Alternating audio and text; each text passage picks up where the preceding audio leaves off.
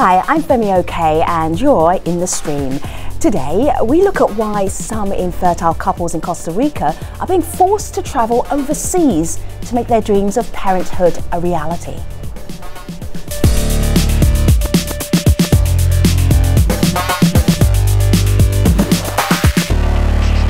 Now, 2 weeks ago, we held a charla editorial, or an open editorial meeting. It was basically our online community suggested story ideas for us from Latin America.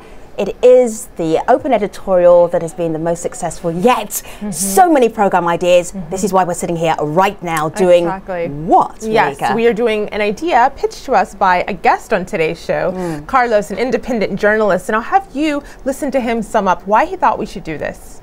Costa Rica is the only country in the Western Hemisphere with a ban on IVF, on in-vitro fertilization.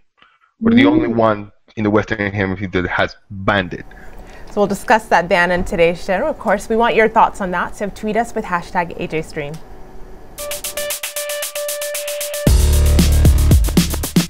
Hi, I'm Alejandra Cardenas. I'm a legal advisor for Latin America and the Caribbean at the Center for Reproductive Rights, and I'm in the stream. Imagine wanting to have children but being faced with the harsh reality of infertility. In vitro fertilization, or IVF, is an option for many around the world unless you live in Costa Rica. Now, just to quickly explain, IVF is when a female egg and male sperm are combined in a laboratory dish, resulting in an embryo which is then transferred into the woman's uterus. At times, unused embryos are discarded. Now, the debate over IVF in Costa Rica has been ongoing for more than a decade, beginning with the Supreme Court's 2000 ruling that an embryo is a person from the moment of conception. To give you an understanding of the issues surrounding the ban, take a look at this timeline.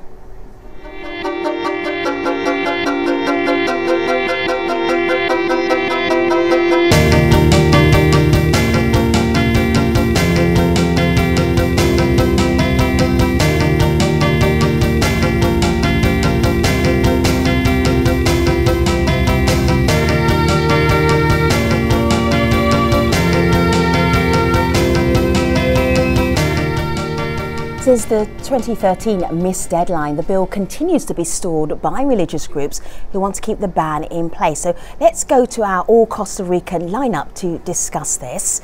Joining us via Skype, we have Alejandro Leal. He is a geneticist and professor at the University of Costa Rica. In San Jose, we have Andrea Bianchi, who was forced to travel outside of Costa Rica to undergo IVF. She also sued the Costa Rican government over the ban. Carlos Rodriguez is an independent journalist and a podcaster, so it is good to have all of you here. And on the phone we have constitutional lawyer Fernando Zamora Castellanos. So great to have you all here, guests. Let's start with some beautiful children I have here on the laptop, hugging each other. Let's go to their mum, Andrea. Andrea, who do we have here? These two little beauties. Okay, this is Camila and Alejandro. All right, now They're now 12 and a half years old. Wow. So that was taken on their first year in preschool. Okay, now time flies. What are they like as I suppose now tweens? Oh, yes. Well, Camila is a dancer. She dances all day and all night, and she dreams about dancing and follows all the YouTube dancers and is a competition dancer, and that's all she will talk about. Wow. Wow. Alejandro is a sports geek, and he is also an internet nerd, and he's just as delightful in person as he is as a gamer and as a sports player. I can hear how much you adore these children. If we rewound, let's say 13 years, and how you got pregnant, just briefly tell us what you had to do. Okay, so after I was diagnosed with infertility because we couldn't get pregnant through natural means of conception, I was then subjected to a whole array of protocol treatments and diagnostic treatments and tests in order to figure out what was wrong. They found out that I had endometriosis, and that was the diagnosis. Endometriosis is when the lining from your uterus just goes beyond your uterus and falls into your fallopian tube. Right. The fallopian tubes are not supposed to bleed. So when they bleed out, because this is uterine tissue, they form a scar. So Andrew, there was no way that you could naturally conceive, so you actually had to go for IVF treatment. We will find out a little bit more about that in a moment, but without that treatment, would we have these two youngsters that I showed to everybody around the world here now? Oh, not a chance. Not a chance. Kids. There was no way for my eggs to meet my husband's sperm. All right. There was no passage. All right, let me just bring in Alejandro here. Alejandro, IVF in Costa Rica is banned. So if a couple who would like to have a baby can't because they're infertile, this is not going to happen in Costa Rica. Can you explain the ban? Yes. Something that is very important to understand is that in vitro fertilization will take more than 90% of human embryos. That means that most of embryos will die during the procedure. And our Supreme Court in year 2000... So Alejandro, I'm just going to ask you, because there's some statistics here that could be challenged. I'm just going to ask you, why is there a ban for IVF in Costa Rica, first of all? And then we can debate some stats with you. Go ahead. Yeah, our Supreme Court ruled out against IVF because our Constitution protects human life since the beginning, since conception. And when they realized that the IVF takes away more than 90% of human life, that is 90% of embryos will die during the procedure, the judges decided that such a technique is not according to our Constitution. Right. Okay, so that's the explanation behind the ban. Let me just bring in Malika with the community. Well, there's some other reasons people are giving for why this ban is a good thing. Sister Anne is actually a nun who's been on the stream before, and she writes in that Pope Francis calls things like the discarding of excess embryos a symptom of a throwaway culture that favors the powerful. She goes on to say, in vitro fertilization turns children into manufactured products. It's a profound violation of human dignity. Carlos, when you were pitching us this idea, you were telling us about what people in Costa Rica feel. Do you think that this idea is one that's prevalent? Yeah, well, on the debate that we're having right now, that is pretty much the mentality that is being pushed by several lawmakers and the church and some evangelical groups. They're trying to push this this idea of the conception of an idea that comes from a religious point of view. But like I said during the charla editorial, Costa Rica is a very progressive country. So, I mean, we're open to debate in a ethical and a philosophical way when those life begins.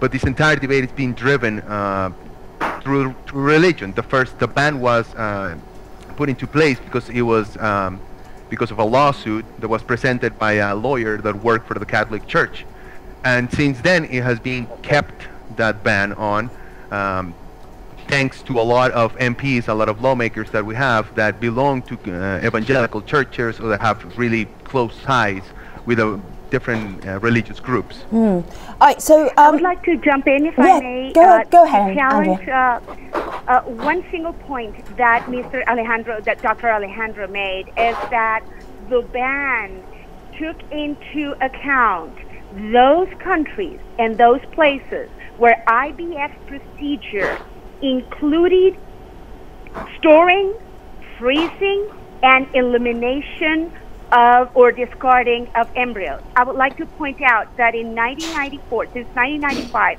till 2000 in Costa Rica, IVFs were regulated.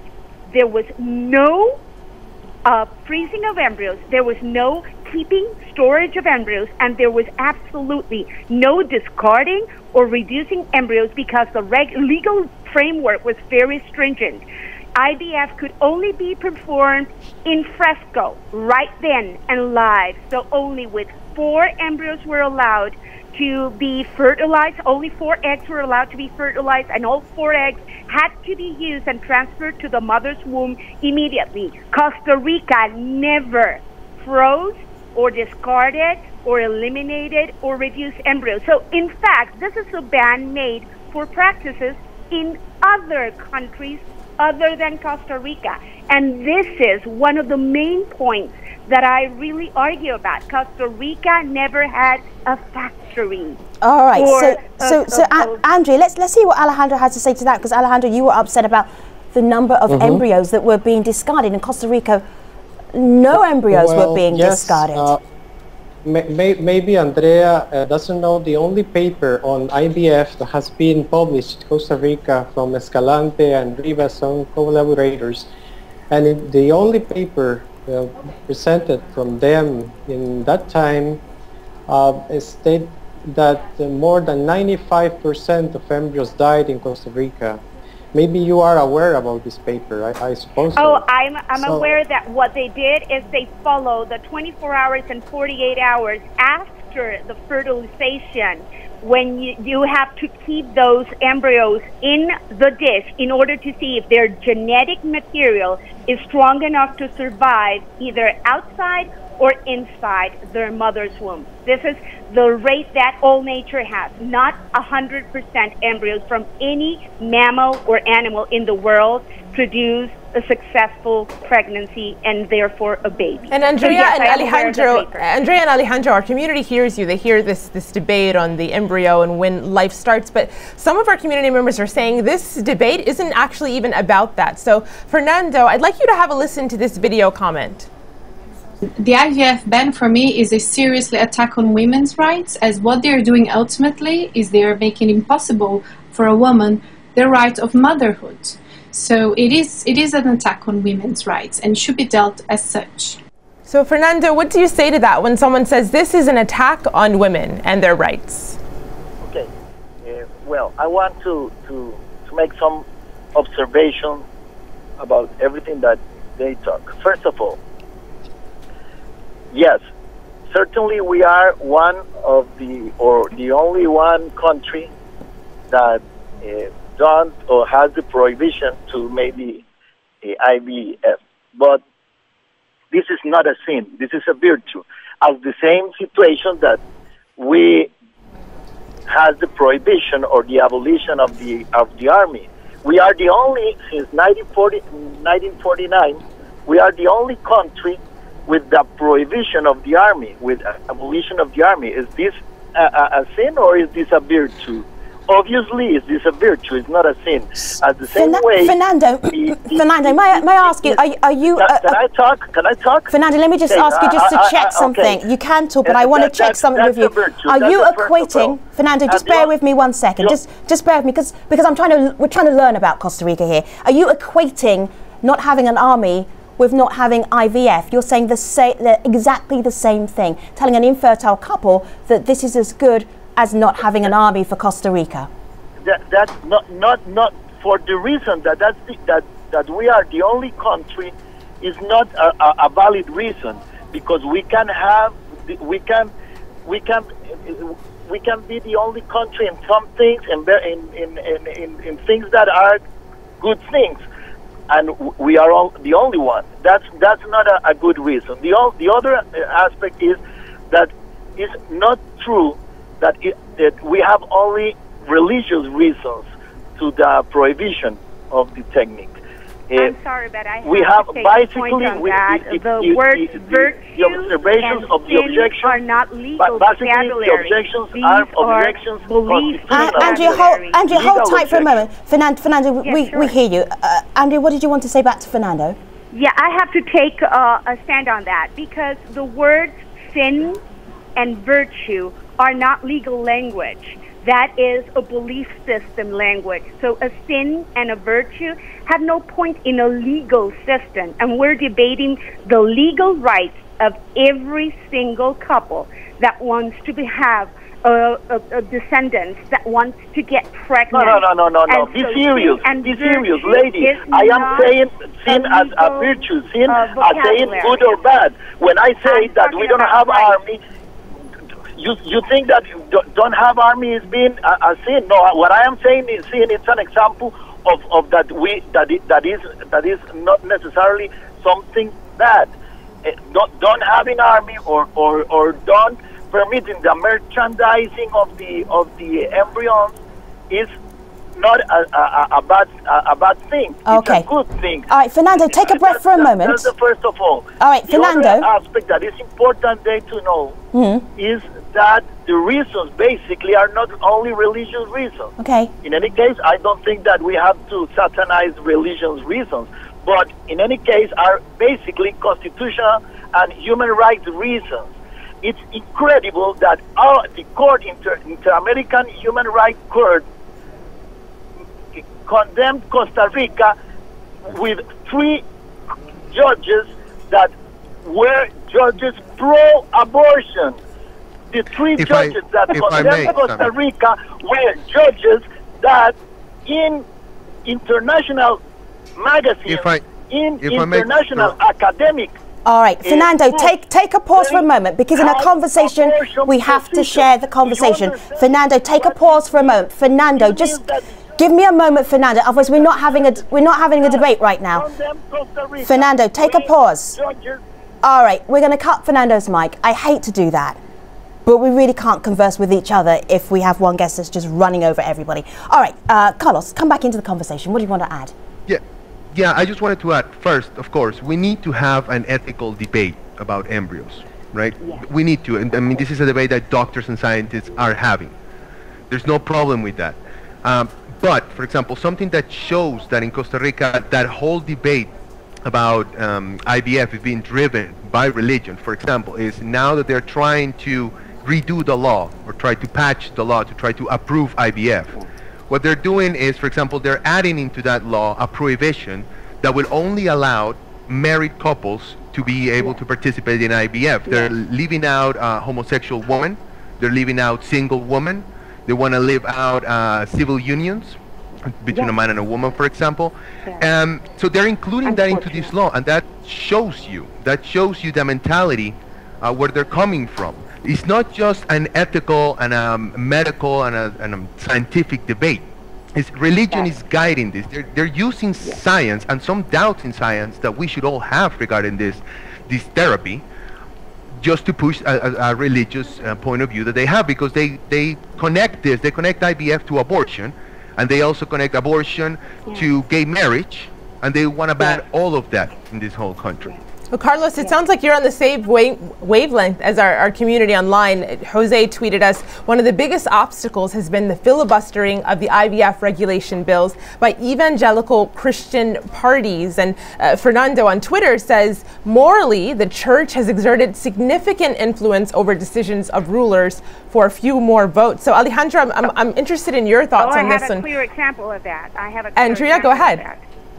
Okay, so I'm a Catholic. I was a practicant Catholic until in 2012, the Catholic Church in Costa Rica run radio ads using the last girl that was right then 8 years old that had been born in vitro in Costa Rica. The last girl that was born in vitro, used her in a radio ad saying, and I quote, this was the girl used to say, and her script was, I am responsible for the murder of my 7 brothers because my parents chose to have me through in vitro. Using a 7-year-old girl to push your agenda is morally repugnant. So if you want to talk ethical, that's an example. While you were speaking, Andrea, Alejandro was nodding his head. Alejandro, what are you thinking? I would like to focus on scientific facts, because I think it is very important, and what is lacking in Costa Rica is to talk about scientific facts. One fact I told you already, more than 90% of human embryos die because of the technique, but there are other facts. For example, there are 2.3 more malformations in children that are born because of this technique, that survive the technique. There are more epigenetic diseases related with these children. This is also a scientific fact. There is, for example, also more chance to have malformations in heart and also in other systems. It is also a fact that there is 16 times more very low weight at birth when you are born because of in vitro fertilization. So if we forget that in vitro fertilization is taking more than 90% of human embryos away, if you forget this thing, there's still a lot of scientific evidence that show that is a very dangerous technique also for women. So Alejandro, we did some research on this because obviously this is some of the key part of the debate, and we looked at information from the European Society of Human Reproduction and Embryology, and their stats are slightly different from your stats. So right now with IVF, because of the regulations, fewer embryos are implanted, that there's less of a chance for premature babies to be born, less of a chance of those babies having issues later on in life. And also if you look at pretty much the rest of the world, if they have the technology, they are using it. Costa Rica was using this technology as well in terms of treating infertility. So does that make your argument weaker? No, you have to talk with evidence. You have to show the papers to say that this technique is safe. But if the papers say the opposite, you have to take this into account. But in addition, you said something that I disagree. In IVF is not it's not curing infertility, because it's not treating the causes. Yes, the causes, but Alejandro, I think you understand what I mean by you have. Let's take Andrea's family, for instance, and let's have a look at her family back here. Okay, so we have her family. Andrea. Fallopian tubes are not able to deposit the egg in her uterus. She now has these two youngsters here. That for her is a solution to her fertility issues. It's wonderful. I congratulate Andrea because of her wonderful children. So we can hear this debate is still raging, and yet Costa Rica has been asked to lift the ban, which is really intriguing. Why hasn't this happened? Yes. You have two wonderful children. One of them has my name. Yes.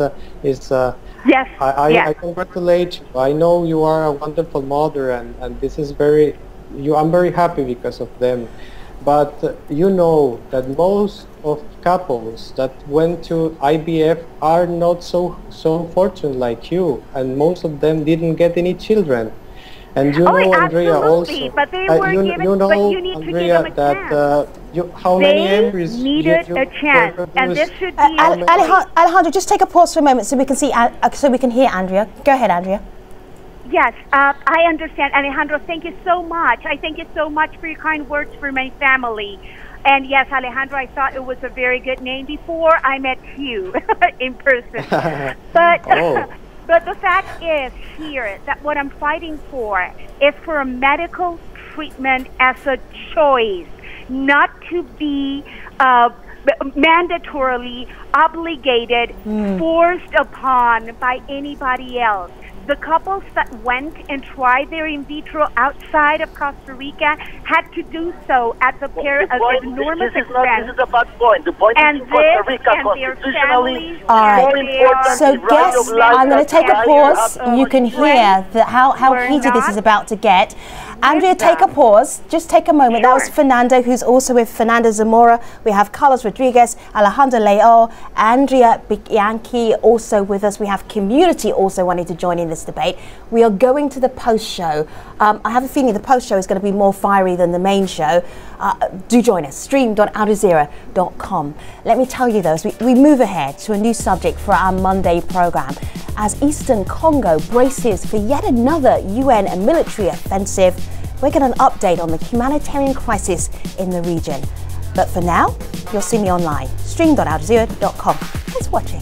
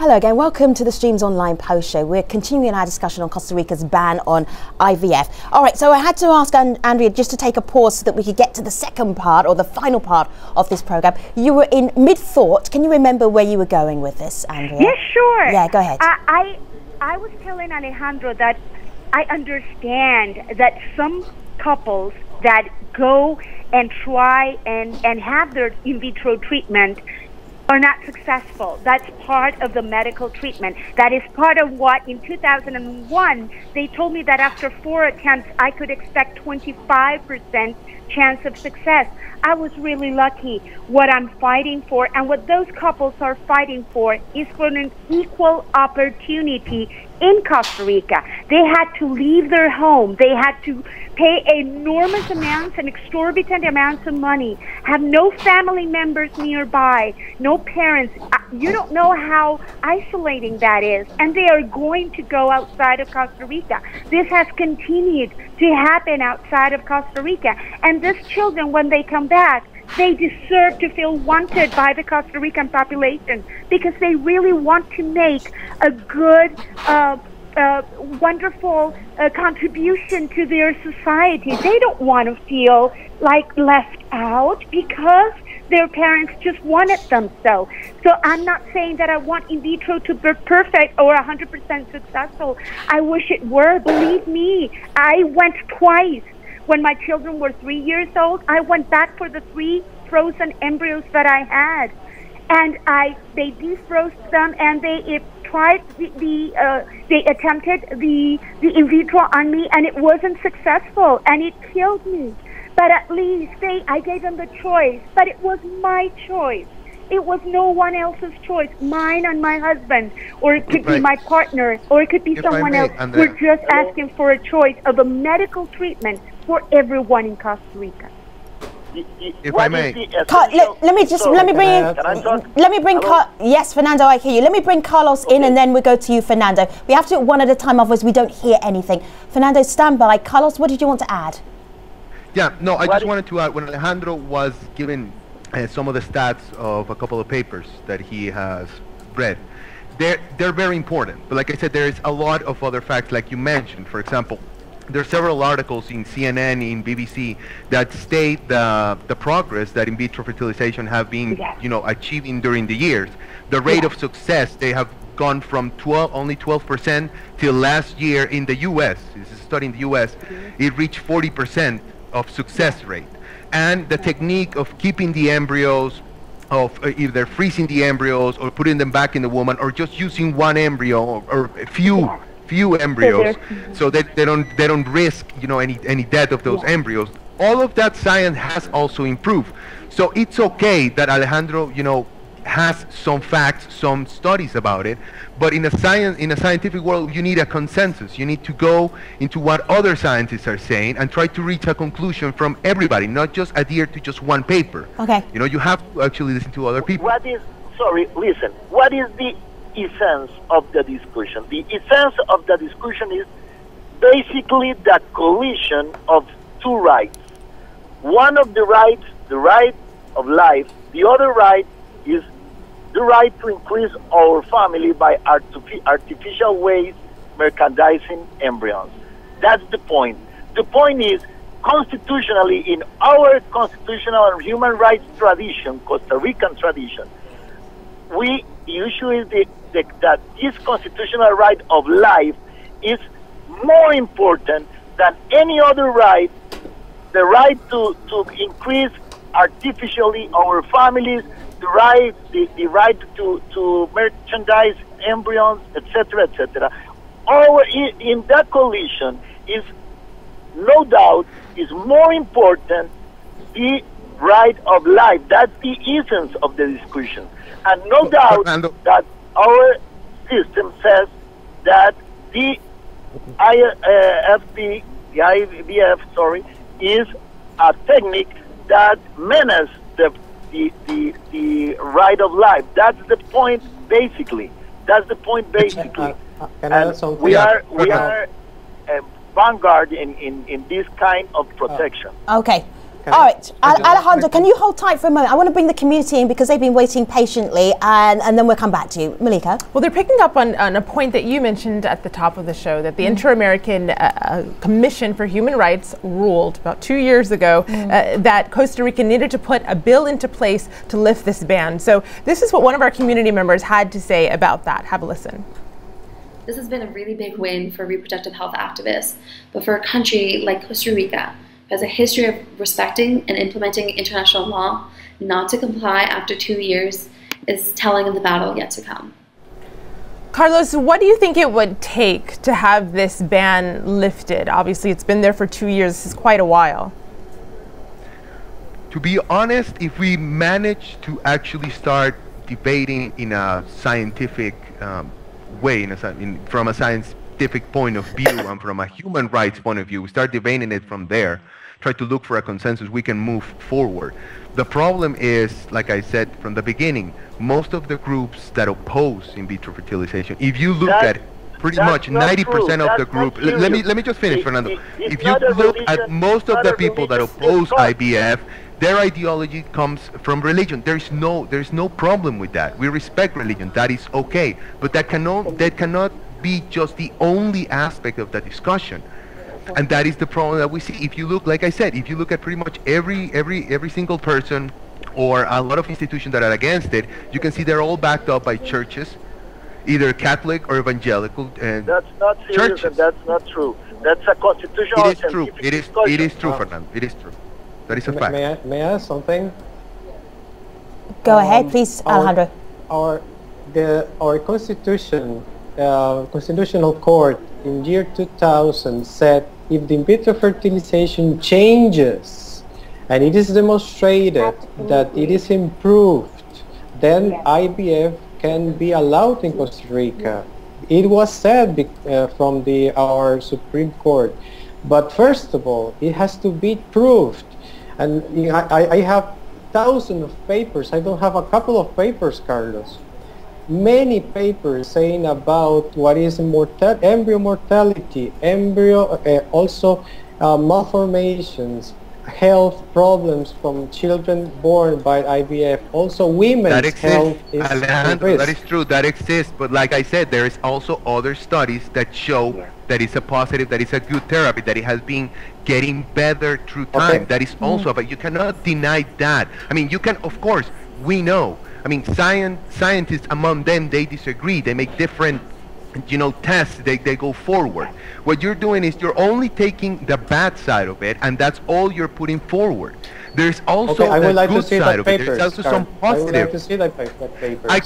I don't have them right now in front of me, but I can send them to you. There is no problem. I can send them to you. Like you said, there are thousands of them. I'm not saying that your research is wrong. I'm not saying that. No. I'm saying that you have some research, but there's also other research pointed to a different direction. All right, guess. I take both of those points. I hear both of those points. I want to bring in Fernando. Fernando, I want to ask you something very specific. You are a constitutional lawyer. Now, if the Inter-American Human Rights Court says that Costa Rica has to lift its ban, they said this back in 2013 or 2012, it had to be done by 2013, it's not done yet. Is Costa Rica breaking the law? No, where tradition of protection of life begins since the 19th century. In this moment, we have a sentence of the Inter-American Human Rights Court that says that we have to allow the IVF. The point is that our regret is that these judges that write the sentence are judges with previous positions against academic positions against. Fernando, let me ask you this. Fernando, let me ask this very directly, because I'm just a mere layperson and I don't understand the legal part of it. All I understand is that this court has asked Costa Rica to lift the ban. Is Costa Rica going to lift the ban? Could you make it very simple for me? Well, it could be a yes or no, Fernando.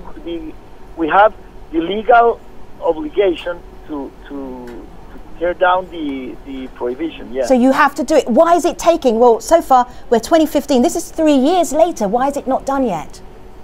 Yeah, because we think our congressman think that we have a moral reason to sustain the to ignore it. Of how much trouble could you get into? That we always.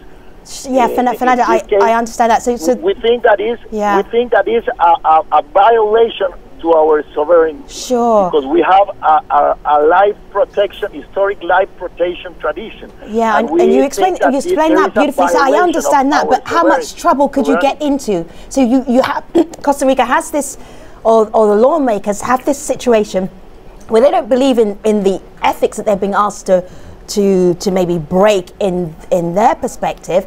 So are the lawmakers breaking the law? Technically, maybe, yeah. Technically. Yes. This is. Am I asking a lawyer to give me a direct answer? Yeah. All right. Yes, Fernando. For most of us, for lay people, that would be a yes. Your lawmakers are breaking the law. Yes, they are. Yes, they are. Okay. All right. Fernando, I got that out of him. My father's a lawyer. I should have known better. All right. Yes. This conversation could go on for another hour. We don't have another hour. Let me just go back to the community and see what they're making of it. I will. I'll give you 2 tweets because there is kind of a divide online. Though one side is a bit stronger than the other. Right. Ronnie is on one side. He tweets in, there are valid reasons why couples take this route, IVF, but I personally think it's very unnatural. Let's just leave it to tradition. But this person, Femi Akinrotimi, who's tweeted us several times during this show, this is his ending thought. He says, it's a crime to humanity if we have solutions to helping each other, yet we criticize and ban these same solutions. Hashtag Costa Rica.